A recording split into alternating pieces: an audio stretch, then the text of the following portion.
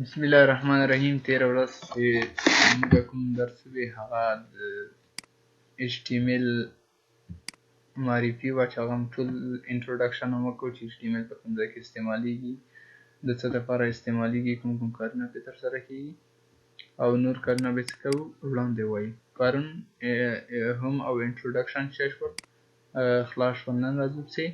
HTML ایډیټر ته، یعنی د انټروډکشن کې ټول شی ویلې چې ده HTML چې دا هایپرټیکس مارک اپ لانګویج ده. هایپر یعنی د دې په واسطه کولای شو، هایپر معنا چې ده د دې ژبې په واسطه کولای شو چې څه وکړو، زموږ ویب پیج ته یا میوزیک یا ساوند یا هر شی ور اضافه کوو. صحیح شو. او کوم شی چې په ویب پیج کې ښکاري هغه شی کېږي د HTML په واسطه ور اضافه کېږي. او نور ټګونه وغیرې ویلي وو چې دا سیمپل HTML ډاکومنټ یعنی ساده کوم هغه سټرکچر ساختار چې دی یا جوړښت چې دی هغه په کومه طریقه وو، دا هم ټول معرفي کړل چې کوم کوم ټاګ وو چې ټګونه سره کوم وو. ټګونه موږ ویلي وو چې په براوزر کې خپله نه ښکاره کېږي او کومه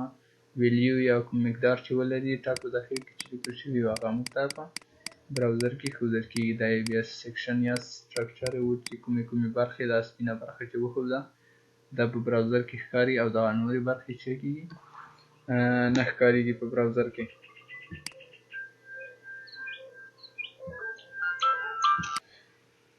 انټروډکشن باندې وغږېدو. راځو نن څه ته ورځو؟ نوي چپټر ته راځو چې دریم چپټر یې څه شی دی؟ هغه هم HTML ایډیټرز دی. یعنی دا د HTML کوډینګ چېرته کېږي، په کوم ایډیټر دی یا ځانګړی سافټویر دی ورته چې د هغو په واسطه باندې څه کېږي، هغو کې کوډ کېږي او هغه بیا ذخیره کېږي او بیا په براوزر کې چلول کېږي، یا د HTML کوم الیمنټ چې دی دا بیا موږ ته په براوزر کې ښودل کېږي.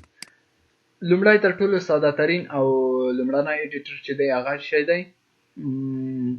هغه دی نوټ پاډ دی. نوټ پاډ چې دی په هر وینډوز کې، هغه که وینډوز 10 وي او که هغه مکینتاش وي، هر یو وینډوز چې وي هغه کې څه کولی شي کار کوي او د هغو دپاره بیا څه دی نوټ پاډ تر ټولو ساده ترین ایډیټر دی چې کله غواړو د HTML کوډینګ پکې ترسره کړو.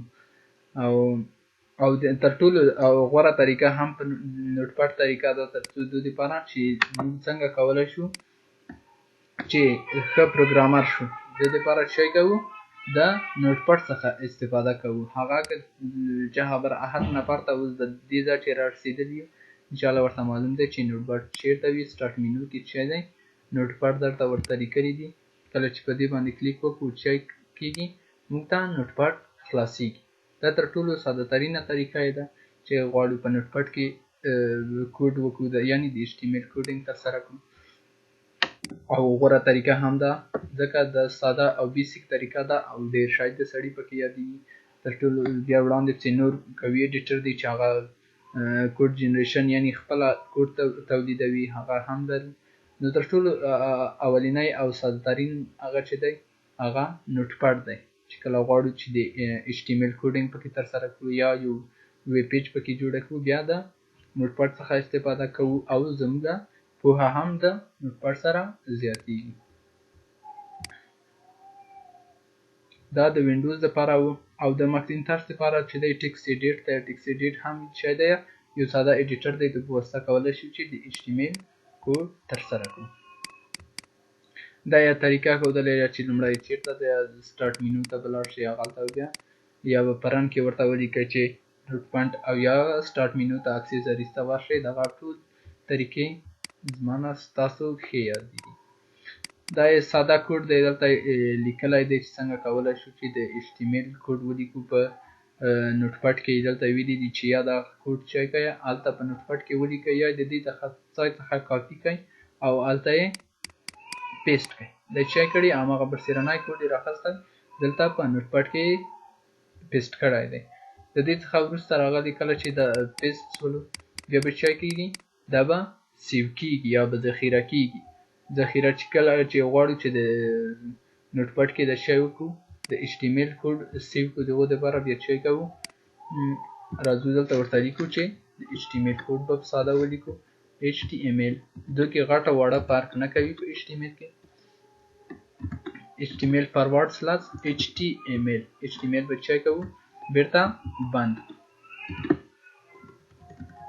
یعنی ډاک ټایپ څه شو دا HTML شو د دې څخه وروسته راځو هیډینګ برخه ده هیډ کې به چی ورته ولیکو په هیډینګ برخه کې زیات کارونه موږ ترسره کولای شو هیډ به بیرته چای کوو بند کړو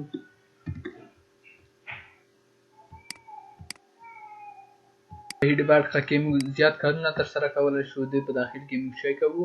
یو ټایټل ورته تعینوو خپل چې غواړو چې خپل ویب پیج ته یو ټایټل تعین کوو بیا به د ټایټل څخه ټاګ څخه استفاده کوو د په داخل کې ورته لیکو چې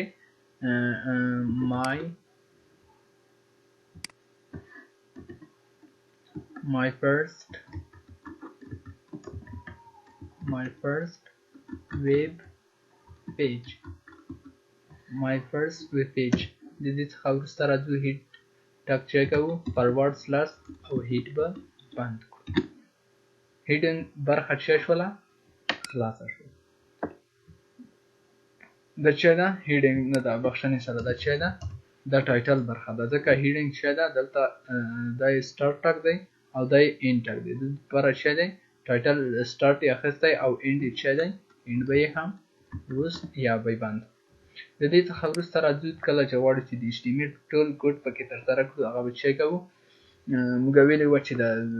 څومره کوډینګ شی چې په براوزر کې ښایي هغه چیرته لیکل کیږي هغه په باډي سیکشن کې لیکل کیږي باډي سیکشن بیرته چی کوو بندوو او د دې په داخل کې چی کوو موږ نور کوډ ورته تر دې ځایه پورې وشو راځو دلته اوس موږ یو هیډینګ 1 ټاګ اخلو د دې په داخل کې ورته لیکو چې هیلو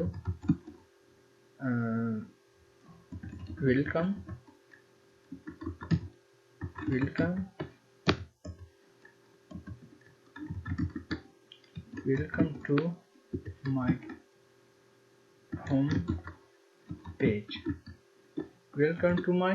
home page heading 1 ټاګ بیرته چی کوو بند کړو د دې څخه وروسته راځو یو پاراګراف اخلو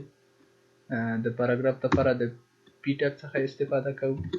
او د دې په داخل کې ورته لیکو چې hello this is my first website using HTML دا زموږ چی دی لومړنی ویب سایټ دی او پی ټاګ به چی کوو بیرته به بند کړو راځو د دې څخه وروسته وي د دې لپاره چې زموږ کوډ چی شي یعنی واضح شي د دې لپاره کولی شئ چې تاسو فاصلې هم په داخل په منځ کې ورکړئ تر څو زموږ کوډ چی شي واضح ډول شي واضح شي د دې څخه وروسته راځو دلته هم یوه فاصله ورکوو او د دې څخه وروسته راځو د پی ټاګ څخه هم وروسته یو فاصله ورکوو او د دې څخه وروسته باډي د دې لپاره دا چی شو زموږ د HTML سمپل یا ساده سټرکچر یا کوډ شو د دې لپاره دا اوس چی کوو دا تر اوسه پورې کار نه کوي دا به چی کوو لومړی به یې سیو کوو د سیو کولو لپاره به لاړ شو فایل ته او دلته چی لیکلي سیو اس کې به راشو او غواړو دا چیرته هغه کوو چې هر چیرته غواړئ تاسو سټور کړئ همالته ذخیره کولی شئ راځو زه یې په ډیسکټاپ باندې سټور کوم ډیسکټاپ ته چې کله کلیک وکړو دلته به اوس نوم ورته تعینوي نوم چې ورته تعینوي هغه فرست ډاټ د ډاټ څخه وروسته به یعنی د نقطې څخه وروسته به چی ورته لیکي HTML یعنی د HTML فایل د دې لپاره HTML ورسره کوو چې تر څو دغه فایل زموږ په براوزر کې خلاص شي یا براوزر یې وپیژني چې دا HTML یا د ویب پیج برخه ده HTML چی به کوو دا به ورته UTF-8 بکو یعنی د آیفون شکل یا سټایل بکو سیو بکو چی شوله زموږ ویب پیج جوړه شوه دغه چی شوه زموږ فرست ویب سایټ یعنی لومړنۍ صفحه چی شوه یا ساده سټرکچر یې جوړ شو په دوی چې کلیک وکړو دا چی کیږي شکل یې لومړی به راشو شکل یې چی واخیستو کله چې HTML لم سټور کړو دی ذخیره هم کړو د کروم شکل ځان ته غوره کړو. دا داسې کولی شي چې په مختلفو براوزرو کې چې کوي خلاص کړئ. انټرنیټ ایکسپلورر دی یا مختلف براوزر دي چې په هغو کې کولی شي چې موږ دا خلاص کړو. کولی شي چې په اوپیرا کې په هر یو کې چې غواړئ خلاصولی شئ. دا موږ چې کې خلاص کړو، اوس په انټرنیټ ایکسپلورر کې خلاص کړو. چې شولو زموږ هغه ساده شکل موږ چې کوم هیډینګ 1 ورکړی وو او کوم پاراګراف ټاګ چې اخیستی وو هغه چې شو هغه موږ ته خلاص کړ. راځو دلته یې بندوو. بېرته راځو موږ یې چېرته خلاصوو؟ په براوزر کې یا په کروم کې یې خلاصوو. کروم کې مې چای کړو خلاص کړو. په کروم کې هم چې خلاص کړو چې هر براوزر کې خلاص کړي هغه چې به شي هماغه شکل ځان ته غوره کوي چې کوم موږ لیکلی وو. دا چې شو زموږ لومړنی یا ساده ویب سایټ شو. د دې لپاره بیا نورې پراپرټۍ دي، مختلف شکلونه چې ورکوو هغه هم موجود دي. او کله چې غواړئ چې په هلته کله په دغه کوډ کې چې کله غواړئ یو څه تغییر راولئ، مثلا زه دلته اوس یو بل هیډینګ 2 اخلم. زه په داخل کې ورته لیکم چې contact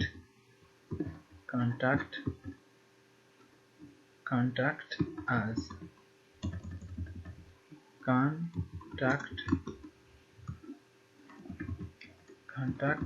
زموږ سره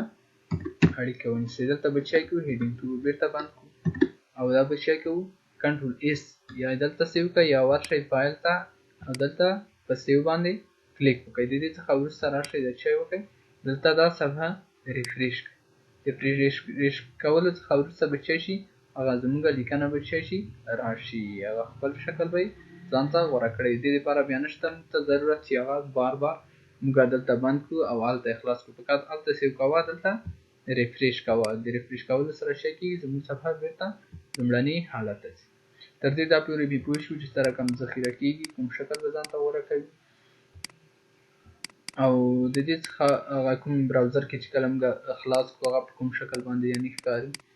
موږ ویلي چې هیډینګ هغه کوم ټګونه چې وو هغه په سرو کې هغه نه ورڅخه ښکاري، فقط کومه ویلیو او کوم مقدار چې ولري ټګونه هغه به موږ ته په براوزر کې ښودل کېږي. دا د W3 سکول هغه خپل آنلاین ایډیټر دی، په دې کې هم کولی شئ تاسو خپله کار ترسره کړئ او خپل کوډینګ پکې ترسره کړئ یا خپله ویب پیج پکې جوړه کړئ، خپل ویب سایټ ته پکې پرمختګ ورکړئ. د دې څخه وروسته راځو بله برخه چې دا HTML بیسیک اگزامپلز دي، یعنې هغه ساده او اساسي کوم مثالونه چې دي هغه به څه کوو دلته به زده کوو. په دغه چپټر کې موږ کولی شو چې مختلف ساده مثالونه پکې زده کړو. لومړی HTML ډاکومنټ ته HTML ډاکومنټ چې ته ویل کېږي خپله د HTML صفحې ته دغه کوم کوډ چې پکې لیکل کېږي د HTML د دغه سټارټ ټاګ نه تر اینډ ټاګ نه دو ته چې ویل کېږي دو ته HTML ډاکومنټ ویل کېږي یا د HTML صفحه یا فایل ورته ویل کېږي. د HTML ډاکومنټ begin with HTML and end with HTML. د HTML د کوم هغه چې دی ډاکومنټ چې دی دا په HTML ټاګ سره شروع کېږي او په HTML ټاګ سره چې کېږي پای مومي. د HTML ټاګ شروع کېږي او په HTML ټاګ سره پای مومي. دا ته چې ویل کېږي دا د HTML سیکشن یا د HTML برخه ورته ویل کېږي. او دا کومه برخه چې موږ ته په براوزر کې ښودل کېږي لکه دلته چې راغلو دا کومه برخه چې موږ دلته ښودل کېږي ویلکم ټو مای هوم پیج او دغه بل پاراګراف او هیډینګ 2 چې و دا چې موږ ته ښودل کېږي دا چېرته لیکل کېږي دا په باډي سیکشن کې لیکل کېږي. یعنې دغه باډي سیکشن د باډي سیکشن د دغه ځای څخه شروع تر کوم ځای پورې تر دغه ځای پورې د دغه په داخل کې چې کوم شی لیکل کېږي دا چې دي دغه په براوزر کې ښودل کېږي یا شو کېږي. د دې څخه وروسته راځو HTML هیډینګ دی. هیډینګ دپاره موږ پرونه هم مثال ویلی وو، راځو نن به نور بیا هم مثال پکې یو دانه ورکړو.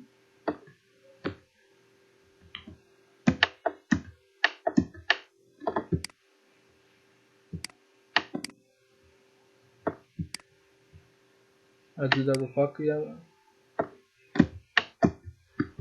او دلته به څه شي هیډینګ 1 هم اخیستی دی یعنی د هیډینګونو ترمنځ یعنی څو ډوله ټایټل لرو څومره کولی شو چې موضوع لپاره یو عنوان لوی وټاکو هغه هم بیا شپږ ډوله دي یو هیډینګ 1 دی یو هیډینګ 2 دی یو هیډینګ 3 دی ام تر هیډینګ 6 یا شپږم هیډینګ پورې لرو دلته عادي لیکو چې هیډینګ 1 دا څه کوو کاپی کوو او که غواړئ چې ولیکئ لیکلی یې هم شئ کنټرول سی د دې لپاره چې ویډیو کې سایز غټ نشي د ویډیو سایز د دې لپاره موږ څه کوو هغه کوچنی یا زر پیسټ کوو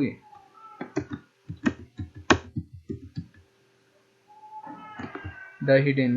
1 شو دا هیډینګ 2 شو او دا څه شو هیډینګ 2 شو دا هیډینګ 3 شو او د دې څخه د لاندې هیډینګ 4 شو او د دې څخه د لاندې څه شو هیډینګ 5 شو د دې څخه د لاندې هیډینګ 6 شو دا به هم څه شي هیډینګ 3 بشي دا به هیډینګ 4 شي 4 بشي د دې څخه وروسته هیډینګ 5 دی او دا به هیډینګ 6 شي دا به څه شي heading 2 heading 3 heading 4 heading 5 heading 6 یعنی شپږ دانې heading یا عنوانونه موږ لرو هغه به څه کوو د دوی ترمنځ مستطیلونه چې دي هغه به موږ ته ښودل کېږي په براوزر کې او که چیرې غواړئ چې په براوزر کې نه ښیم داسې زه درته ووایم چې تر ټولو لوی ترین heading چې دی هغه heading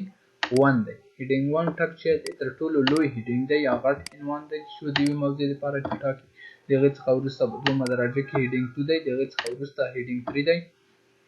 د هغې څخه وروسته heading 4 دی او د هغې څخه وروسته heading 5 دی او heading 6 یعنی لکه عادي لیکنه دا شکل خو شکل یو څه تغییر د عادي لیکنې سره لري راځو دا سیو کوو کنټرول ایس کوو ځکه دا فایل مخکې د مخکې نه ذخیره کړی دی راځو په براوزر کې ښایو چای شو وینې تر اوسه پورې موږ د صفحه ریفریش کړې نه ده هغه زاړه شیان پکې پاتې دي کله چې دا ریفریش کړو زموږ دا شیان به له منځه ځي هغه کوم نوي تغییرات چې پکې رامنځته شوي دي هغه به موږ ته ښودل کېږي کله چې ریفریش کړو دلته څه شو بار کې تاسو ښه لیدلی شئ دا راځو لږ به زوم کړو یعنې رالنډه به یې کړو تر څو پورې موږ ته یې دغه هغه وښودل شي دا ډېر هغه شو لوی شول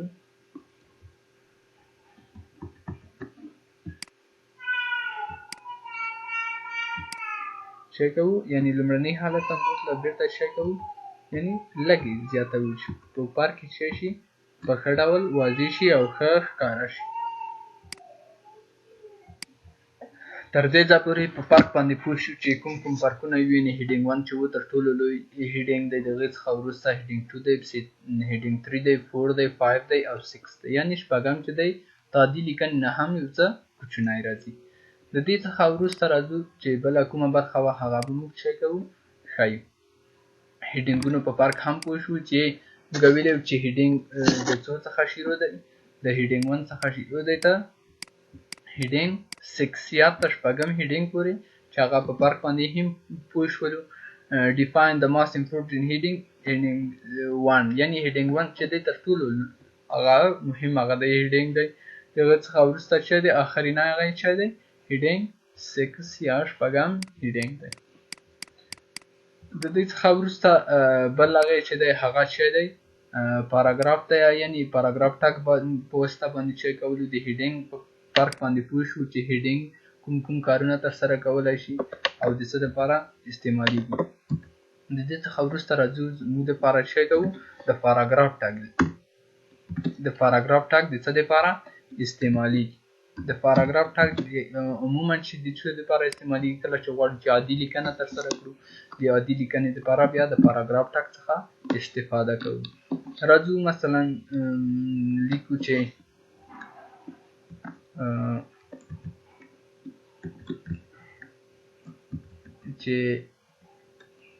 hello I am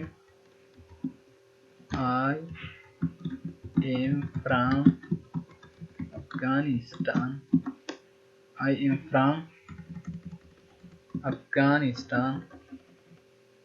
د چې دی وادي لیکنه ده تاسو کولای شئ چې دا یعنی زیاته لیکنه پکې ترسره کړئ. د دې لپاره چې وخت زیات ونیول شي دا زه کنټرول سی کاپي کوم او کنټرول وی پیسټ کوم. یعنی هر څومره غواړئ چې پیسټ کړئ هغه شی دی مشکل نه لري. او بل کله چې غواړئ چې دا هیډینګ ویني چې شو پاراګراف ټاګ ما را د لاندې راکوز کړ. دغه چې دی دا په براوزر کې چې کیږي په یو لاین کې ښودل کیږي. دا داسې نشي کولی چې لاین درته مات کیږي یا خط درته مات کیږي. د خط د ماتوالي لپاره دا نه دی. ویني د لاندې چې شو دریم هغه ته راغلو دا چې کیږي په یو لاین کې ښودل کیږي بالکل. او دا د ماتوالي نښه نه ده چې موږ یو انټرول ووایو او زموږ لیکنه ماته شي، نه بلکې زموږ لیکنه نه ماتېږي او دا به چې وي په یو لاین کې ښودل کیږي. کنټرول ایس که چیرې په براوزر کې دغه صفحه یعنی دا دومره لیکنه وه چې د صفحې برابر ویني دلته چې شي د صفحې څخه که چیرې ته 2000 پورې ورسېده نوره خو صفحه نه وي په براوزر کې خو همدومره صفحه وي د دې څخه بیا چې کېږي هغه اتومات ماتېږي. او که غواړئ چې بیا تاسو ماته کړئ نو د انټر په واسطه نشئ کولی چې تاسو دلته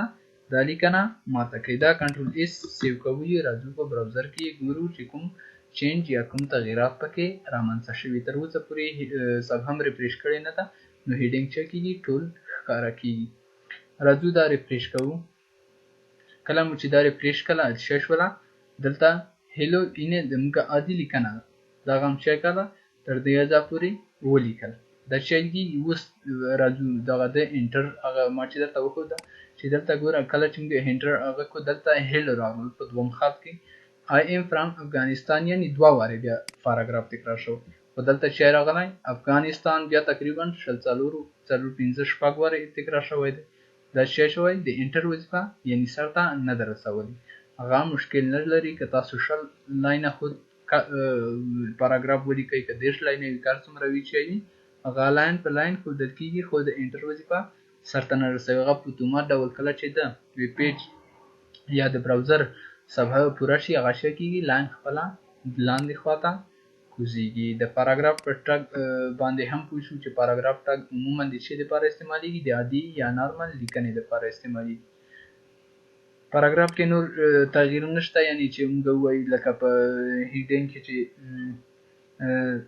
یا هیډینګ 1 یا په دې کې وایي چې پاراګراف 1 دا نشته مغه یو عمومي ټاګ دی یا پاراګراف ټاګ دی چې عموما د لیکنې لپاره استعمالیږي. د دې څخه وروسته راغلی HTML لینکس دي یعنی کله چې غواړو چې د HTML په صفحو کې یا په ویب پیج کې موږ یو لینک ور اضافه کړو لکه خپله چې دا W3 سکول ویب سایټ کله چې وګورو په دې کې کله چې یو شي ته موږ هغه ورلو دا ماوس څه شي دا خپله لینک دی یعنی د یوې بلې صفحې سره دغه اړیکه لري. کله چې په دې باندې کلیک وشي دا چې کوي موږ د دغه ځای څخه بیایي هغه بلې صفحې ته. دا چې دی دا ټول د لینک په واسطه باندې ترسره کیږي. لکه دلته اوس نه try it yourself ته که چیرې زه هغه واوړم ماوس واوړم چې کیږي دغه کرسر هم بدل شي پوینټر اول شي د هغه کې تغییر راشي. دغه خپله چې دي دا ټول لینکونه دي. د دې لپاره د انکر ټک څخه یا د ای ټک څخه استفاده کوو. ای ټک د څه لپاره استعمالیږي د لینک یا د بلې صفحې سره یا د یو شي سره د اړیکو د رامنځته کولو لپاره د لینک ټک څخه استفاده کوو. مثال په پاراګراف باندې پوه شو. د دې څخه راځو پاراګراف ټک پاکوو چې کوو انکر ټک یا لینک هغه کوو. خیر موږ پاراګراف چې کوو نفا کوو هغه دې هم وي. د دې څخه وروسته راځو چې کوو انکر ټک استعمالوو انکر ټک یا ای خو تارنا ای چې دا چیرې موږ دا ای ولیکو او دا ای چې کوو بیرته بند کړو او دلته ورته ولیکو چې مثلا په ډېر ویب سایټو کې تاسو شاید لیدلی وي کله چې یو غټه لیکنې وي لکه دلته دا خپل یو لینک دی یعنی عمومي ټوله صفحه موږ ته نه ده خلاصه کړې فقط لږ لیکنه یې ښودلې او بیا کله چې موږ په try it yourself باندې کلیک وکړو چې شي موږ ته مکمله صفحه ښکاره شي. دغه شی دی د دې لپاره هم موږ چې کوو پاراګراف زموږ تیار شته دی چې دی پاراګراف زموږ تیار شته دی. د دې څخه غواړو چې نیمایي لیکنه دغه لرن مور یا مور ورته لیکلی وي یو لینک یو بټن یې جوړه کړې وي کله چې په هغو کلیک شي زموږ ته مکمل پاراګراف یا بلې صفحې ته چې بیا هغه شی دی د انکر ټک په واسطه کې موږ ای اخیستی د دې په داخل کې موږ ته اوس شی نه دي لیکلي ورته لیکو چې learn more بیا درې ټکي ورکړي د دې لپاره چې شي لیک غواړئ نور لیکنه وکړئ په دغه ځای باندې کلیک وکړئ یا لینک دې په دوی چې کله موږ د ماوس کلیک وکړو هغه شی کې مکمل صفحه موږ ته خلاصوي یا بل چېرته بیایي خو اوس که چیرې دا سیو کړو او دلته راشو په براوزر کې د کوم تغییرات چې دي دا وګورو څه شو لرن مور راغله خو څه شی دي کله چې موږ ماوس واړو هغو کې څه کېږي د عادي لیکنې په شان باندې دی دا ولې د دغو یعنې عمومي مشکل اوس څه شی شو انکر ټک چې دی په تنها ځان باندې هیڅ شی نشي ترسره کولی خو د دې دپاره بیا څه ده د دې دپاره موږ پراپرټي لرو د څه په نامه باندې د ایچ ریپ په نامه یعنې که غواړئ د کوم بل ځای سره اړیکه یا لینک رامنځته کړئ یا خپله د همدغه صفحې سره لینک رامنځته کړئ بیا د ایچ ریپ پراپرټي څخه استفاده کوو ایچ ریپ پراپرټي څخه څه کوو استفاده کوو دلته کله چې ایچ ریپ راغلو کله چې غواړئ چې هر ځای سره وغواړئ دغه لینک کولی شي خو زه غواړم کله چې غواړئ چې د خپلې د همدغه صفحې سره لینک کړي بیا به دلته هیش علامه ورته لیکي دا به څه کې بند کړي کله چې د دغه ایچ ریپ موږ ولیکو را به شو چې اوس د کوم تغییرات پکې رامنځته شوي دي هغه په براوزر کې موږ وګورو چې کوم تغییرات یعنې کوم چینج پکې رامنځته شوی دی د ایچ ریپ وظیفه څه ده او کوم کارونه پکې ترسره کیږي او دلته کولی شئ چې تاسو د هرې صفحې غواړئ چې د یوې بلې صفحې سره یې لینک کړئ بیا کولی شئ د یوه صفحې نوم ورکړئ ډاټ ایچ ټي ایم ایل یا سی ایس ایس هر فایل سره چې غواړئ لینک کول غواړئ هغه به دلته ورسره کوئ خو که چیرې غواړئ د خپلې صفحې سره د همدغې صفحې سره لینک شي یا په یو دغه ساحه کې هغه شي لینک شي یعنې کوم کار د سرته نه رسوي شوی شي بیا به هیڅ علامه ورسره لیکئ کنټرول ایس سیو کوم راځم براوزر ته براوزر کې به دا اوس چی کوو تر اوسه پورې چې دي تغییرات نه دي راغلي خو د دې لپاره چې زموږ صفحه تازه شي یا نوي شي چی کوو ریفریش کوو کله مو چې ریفریش کړل اوس د ایچ ریپ په واسطه هغه کوم چینج یا کوم تغییرات چې راغلي دي هغه تاسو چې کړل په خپلو سترګو ولیدل د وخته کله مو چې ایچ ریپ نه ورکړی دلته د لرن مور او د دوه عادي لیکنې یا د پاراګراف ترمنځ چې وو داسې خاص توپیر نه و نه په کرسر کې چینج راتللو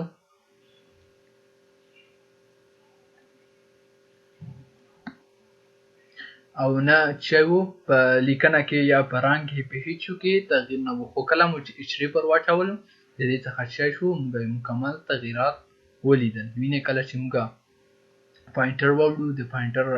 هغه هم تغییر شي رنګ هم تغییر شولو او چی واخیستل انډرلاین هم تر واخیستلو دا چی شو زموږ لپاره یو لینک شو اوس که چیرې په دې باندې موږ کلیک وکړو دلته چی ښکارېږي یعنې خپله د فرست ډاټ ایچ ټي ایم ایل د خپل همدغو صفحې سره چی شوی دا لینک شوی دی که چیرې دا بیا ریلوډ کړو څه شی شو کنټرول لږ سایز چی شو غټ کړو یعنی تر دې ځای پورې دا سایز چې شو غټ شو راځو دا یې بندوو او بیا یې په براوزر کې خلاصوو راځو اوپن ویت ګوګل کروم ګوګل کروم وینئ تر دې ځای پورې پې پوه شولو چې دا هغه عادي لیکنه نه ده تر دې دا پرې پې پوه شو چې لینک هغه کوم د ایچ ریپ په واسطه چې کوم تغییرات پکې راځي که چیرې ایچ ریپ پراپرټي ورنه کړو هغه شی کولی شي پراپرټي یعنې دا اضافي هغه دي چې یو لینک وي یوه ټک ته چی ورکوي ځانګړي مشخصات یا ځانګړتیاوې ورکوي د دې لینک په واسطه کله چې اوس وینئ دلته ګورو فرست ډاټ ایچ ټي ایم ایل خلاص شوی که چیرې موږ په دې باندې کلیک وکړو چی کېږي دغه هیش علامه راځي یعنې د خپله د همدغې صفحې سره لینک شوی او که چیرې د بلې صفحې سوي بیا به د بلې صفحې ادرس دلته لیکل کېږي تر دې ځایه پورې په لینک باندې هم پوه شو راځو د دې څخه وروسته کولی شو دلته وینئ دی چې ورکړی W3 سکول مکمل د ویب سایټ ادرس یې ورکړی چې کله په هغو باندې موږ کلیک وکړو هغه چېرته بیایي موږ W3 سکول ویب سایټ ته بیایي موږ دلته د لینک destination is specified in the href attribute د href attribute په واسطه کولی شو چې هغه کومه صفحه چې غواړو چې ورشو هغه په دلته ورته مشخصولی شو. او دا اټریبیوټ د دې لپاره استعمالیږي چې د HTML element یا ټاګونو ته شور کې اضافي معلومات ورکړي. او بل په مخکینیو چپټرو کې موږ کولی شو چې دا په انکر ټاګ یا لینک باندې هم پوه شو چې د ای ټاګ په واسطه باندې هغه کېږي، او href پراپرټي په واسطه کولی شو چې د صفحې یا د هر ځای چې غواړو چې هلته لاړ شو یا کلیک کولو سره موږ هغلته کار ترسره کړي، هغه ادرس به دلته ورته لیکل کېږي. د دې څخه وروسته راځو بل ټاګ چې دی هغه HTML image دی، یعنی د image img ټاګ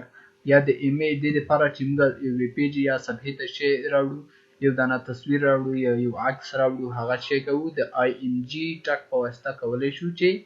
هغه ایمیج ورته راوړو. خو د ایمیج لپاره بیا پراپرټي چې دي هغه شی دي، هغه عمومي دا ټاګ شی دی د img دی، دغو ته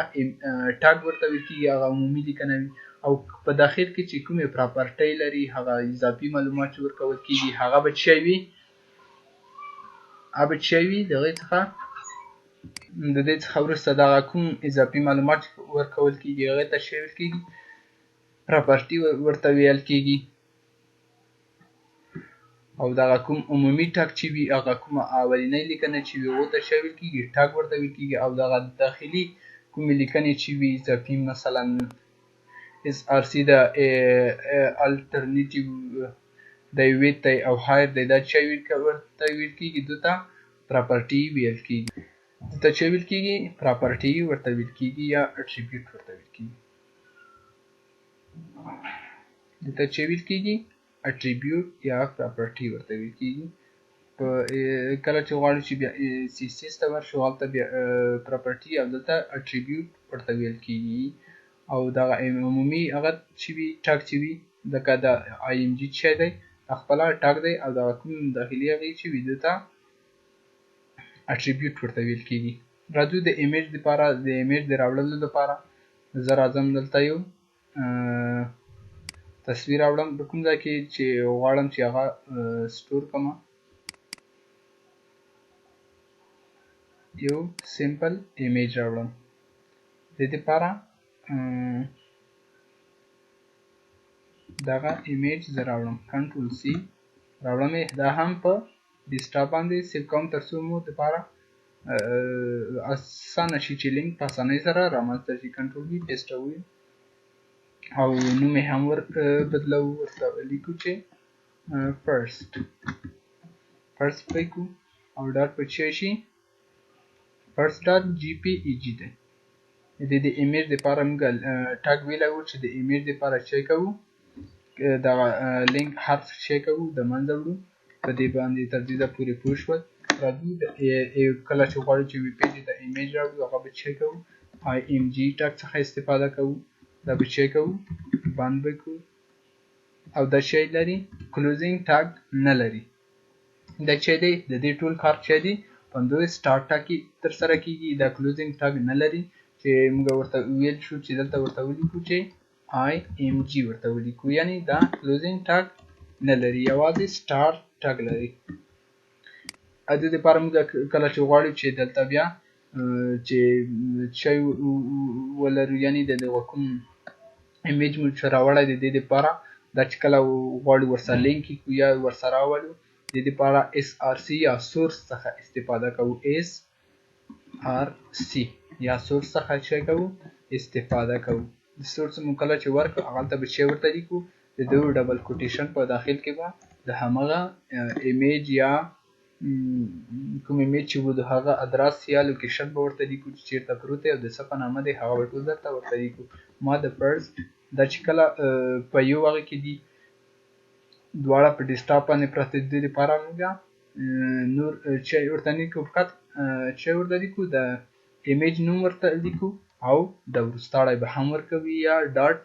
JPEG وي یا PNG وي، دا هر شی چې وي هغه به ورته لیکي. JPG و. د دې څخه وروسته غواړو چې کنټرول S دا به سیو کړو، ویې به ګورو چې کوم تغیرات زموږ په ویب پیج یا صفحه کې راغلي دي. دلته به یې وګورو دا چې دی تر اوسه هم ریفریش کړی نه ده، هغه پخواني معلومات تر اوسه پاتې دي. دا به ریفریش کړو. څه شی شو؟ زموږ ایمیج راغلو دلته څه دی د ایمیج سایز ډیر لوی دی وینئ د دې تر اوسه پورې زموږ ایمیج سایز نه دی ورته تعین کړی د دې لپاره بیا څه ورته کوو د دې لپاره راځو دلته width او height هم ورته تعینوو یعنی سور او ارتفاع هم ورته تعینوو دا د لپاره اټریبیوټ شی دی width ته چې کله غواړي سوري ورته معلوم کړي دا به هم په کوټیشن کې ډبل کوټیشن کې ورته لیکي زه دا 400 پکسل ورکوم تاسو په فیصدۍ هم ورکولای شئ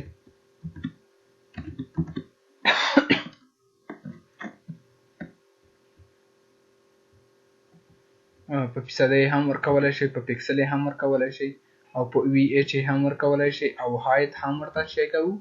تعینوم د هایت په هم شي کوم داسې ورته هایت ورته ولیکو د اټریبیوټ دی او داخل کې به چې ورته لیکو هغه هم 400 پکسل کوو کوټیشن شي بند کنټرول اس سیو وکړو را بشو براوزر ته او وګورو چې کوم تغیرات یا چینج پکې رامنځته شوي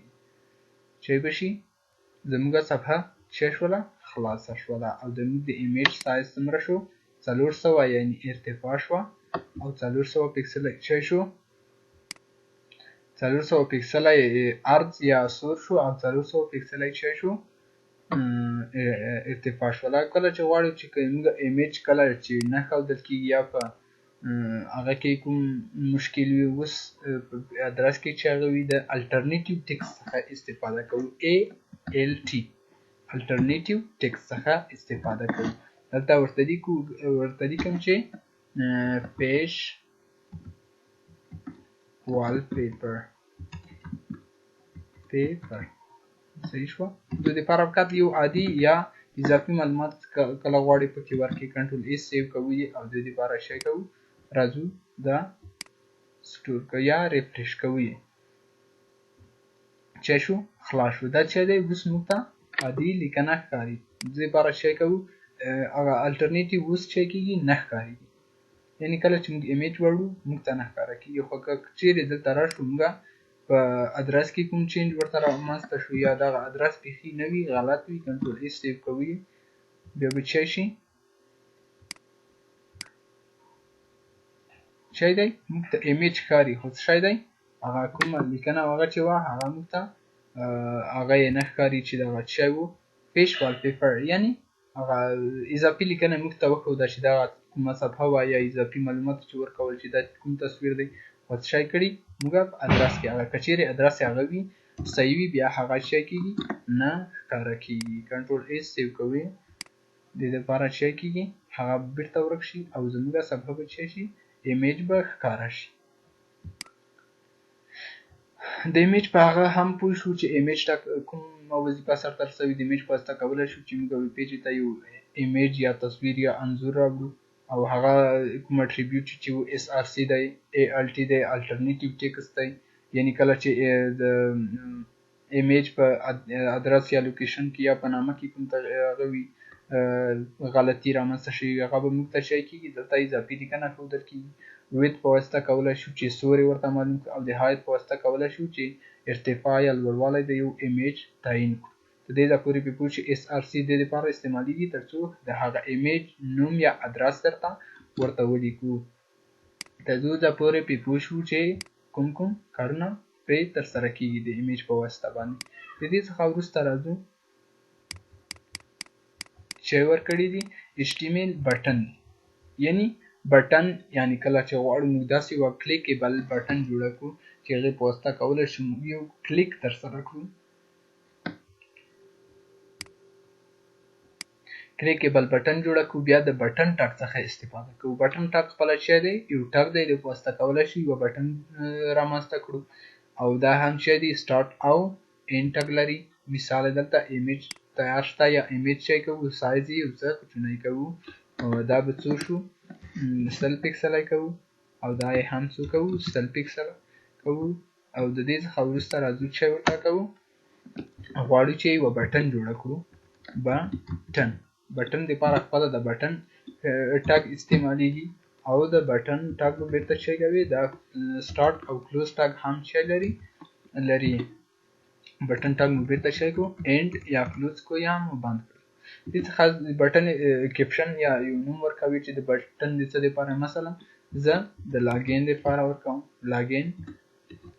کنټرول اس سیو کوم، یعنی دا کیپشن یا سر باندې چې کوم هغه ښکاره کیږي هغه څه ده یو بټن ده. راځو دا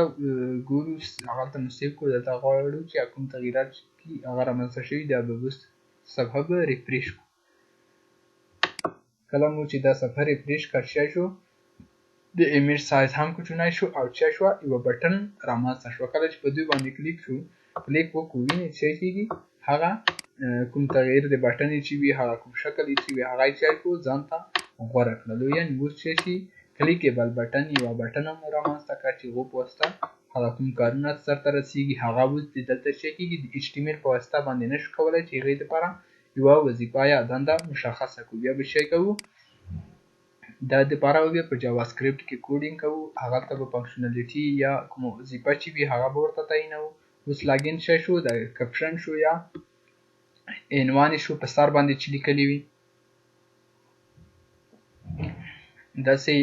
هر وخت چې کله کیپشن ورکوي داسې معنا لرونکی کیپشن به ورکوي چې د یوزرانو یا د کسټمرانو چې شي ذهن په خلاصي. اوس لاګین دی هر سړی په باندې پوهیږي. لاګین نور اټریبیوټ هم لري خو دې لپاره اوس ساده موږ شی کوو یو بټن ټاګ خلاصو د لپاره هغه کیپشن چې وو هغه دلته ورته د دوه بټن ټاګونو په داخل کې ورته لیکو. د دې څخه وروسته راځو د ویډیو سایز هم یو څه هغه شو. د لپاره د موضوعګانې هم د مهم موضوعګانې د څخه اوس ایچ ټی ام ال لیست دی. لیست په واسطه کولای شو چې موږ یعنی غواړو چې په ترتیب سره یو شی لیست کو لکه خپل موږ چې د نامه څخه معلومیږي په ترتیب سره د دونه راوړو یا لیست یو شی ونیسو هغه به چا کوو هغه د لیست په واسطه باندې کولای شو. خو لیست لپاره موږ څو ډوله لیستونه لرو. یو ان آرډر لیست دی یعنی هغه لیست دی چې هغه کې یو دوه درې یعنی دغه حسابونه نه وي پکې یا ای بی سی نه پکې مشخص کړي یا د ډاټ په شکل مشخص شوی وي یا د دایره په شکل او دغه شکل باندې. او بل آرډر لیست دی او ال باندې ښودل کېږي. آرډر لیست هغه لیست کېږي چې هغه شوی په ترتیب سره وي یا د یو دوه درې څخه شروع شوی یا د ای بی سی څخه یا د رومي عددونو څخه شروع شوی وي. صحیح شو. او بل د دې لپاره بیا بل ټک چې دی او د یو ال په واسطه باندې بیا د کله چې غواړو بیا لیست مشخص کو هغه کوم کانټینټ چې وي هغه ورته مشخص کو د ال آی ټک څخه استفاده کوو. راځو دلته عملاً ګورو. په دې ځا پورې په ایمیج او بټن باندې هم پوه شو دا چې کوو پاکو. د دې لپاره غواړو چې یو لیست جوړو. لومړی راځو ان آرډر لیست جوړو. د ان آرډر لیست لپاره موږ ان آرډر یو ال استعمالوو. یو ال ان آرډر لیست یعنی هغه لیست چې هغه شوی ترتیب یعنی منظم نه وي. دا منظم وي خو شوی هغه نه وي تعین شوی چې په کوم شکل باندې لیکل شوی وي. د دې لپاره شي کوو په داخل کې موږ ویلې و چې د ال آی ټک څخه استفاده کوو کله چې کانټینټ ورته مشخصو. مثلا زه ورته لیکم چې د افغانستان ولایتونه مونږ ورکوم کابل. د ال آی به بیرته شي کوو بندو دا مو شي کو باند کو دلته شي فارورډ سلاش د موږ څخه پاتې شوی. دا د لپاره چې زر شي کار تر سره شي او زموږه ویډیو سایز هم چې شي ډیر غټ نشي. کنټرول سی کاپی کوم دا به چک او کنټرول وی چې هر څومره لیست تاسو ورکول شي هغه دلته شي ورته لیکل شي. مثلا خوست د دې څخه ورسته راځم غور د دې څخه ورسته راځم چې ورته لیکم هرات. دا چې شو ان آرډر لیست شو. د ال آی چې دا د دواړو د ان آرډر لیست او یو ال یا آرډر لیست د دواړو لپاره چې دی دا عمومي ټاګ دی چې کله کانټینټ ورته مشخصيږي. خو د دې لپاره چې ان آرډر لیست او د آرډر لیست ترمنځ توپیر وشي لومړی دا کنټرول ای سیو کوو او دلته یې عملاً په براوزر کې ګورو. راځو دا ریفریش کوو صفحه. دا چې شو زموږ لپاره یو لیست جوړ شو. موږ ویل چې ان آرډر لیست سره یعنی په ترتیب سره دا عددونه کوم شای چې وي هغه نه ورڅخه ښودل کېږي چې وي فقط د ډاټ په شکل باندې کیږي یا د سرکل یا د دایرې په شکل باندې ښودل کیږي دا یې ان آرډر لیست شو خو کله چې غواړو چې آرډر لیست جوړ کړو یعنی هغه کې عددونه یا نمبر مشخص وي چې لومړی څه شو دویم دریم څلورم څه شو بیا د آرډر لیست څخه یا او ال څخه استفاده کوو او ال چې کوو بیرته به بند کړو او ال چې شو بندو د دې څخه وروسته راځو چې ورته لیکو د دې لپاره هم غویلې چې عمومي بل ټاک چې دی چې کله کانټینټ ورته مشخص وي ال آی د ال آی ټاک په واسطه کولای شو چې هغه کوم شیان چې لیست کوو هغه لیست دلته ورته ولیکو ال آی د لیست مخفف دی او او ال چې دی هغه عمومي ټاک چې دی چې کوم شکل ولري د لیست بنا ده هغه دلته د او ال یا یو ال په واسطه ښودل کیږي او لیست چې دی عموما د ال آی ټاک په داخل کې لیکل کیږي زه اوس دلته نور ولایتونه هم ورته لیکم مثلا لوګار دا چې کوو بیرته بندو ال آی دا به چې کوو کنټرول سی یعنی کاپی میکو او زر به پیسټ کو چې شو پیسټ چې شو درې یا څلور چار څومره متابع هغه شي کولای شي تاسو لیست اخسته شي کنټرول اس سیو کوو یو د آرډر لیست او د ان آرډر لیست ترمنځ شي کوو یو دانه توفیر راکوو دلته زه اوس یو عادي یو پاراګراف د دې لپاره چې دوی ته هغه مشخص شي نور هم معنادار شي درته ورته لیکم چې ان آرډر لیست پاراګراف ټاګ دې بیرته شي کوم بندوم د دې څخه وروسته راځم د او ال لپاره هم چې کوم د دوی لپاره یو پاراګراف ټاګ اخلم د په داخل کې ورته لیکم چې آرډر لیست دا به چې کوو پی ټاګ به بیرته بند کو کنټرول اس سیو وکړو او په چې کوو تغیرات یا کوم چینج کې رامنځته شوي هغه به وګورو دا خو آرډر لیست شو یعنی موږ ویلو چې د ډاټ په شکل یا د دایرې په شکل ښودل کیږي یعنی شمیرل کیږي نه د دې لپاره دا به ریفریش کو ریلوډ وکړو دا چې شو آرډر لیست او د ان آرډر لیست ترمنځ توپیر وګورئ په آرډر لیست کې کت یو ال او په او ال کې فرق دی په ان آرډر لیست کې چې وي هغه شمیرل کیږي نه یعنی منظم نه وي ترتیب نه وي تو کې چې وي هر څه شمیرل کیږي اول لوګر دوم لوګر دریم هم لوګر ځکه موږ تر هغه ورکړی دي د دې لپاره چې کوو دا نمونه ورته تغییرو دا چې ورته لیکو غزنی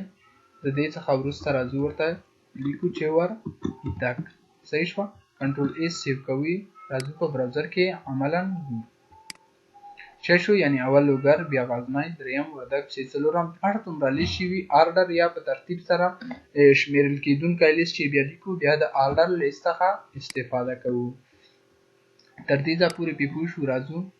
غواړو چې بله کومه موضوع ده زر به دا خلاصه کړو د دې څخه وروسته چې شو همدغه ځای پورې بس دی د دې څخه وروسته بیا سبب پسې الیمنټ اټریبیوټ دا شان پسې وایي او په دې هیله چې یو څه مو زده شوي وي د ویډیو سایز که څه هم یو څه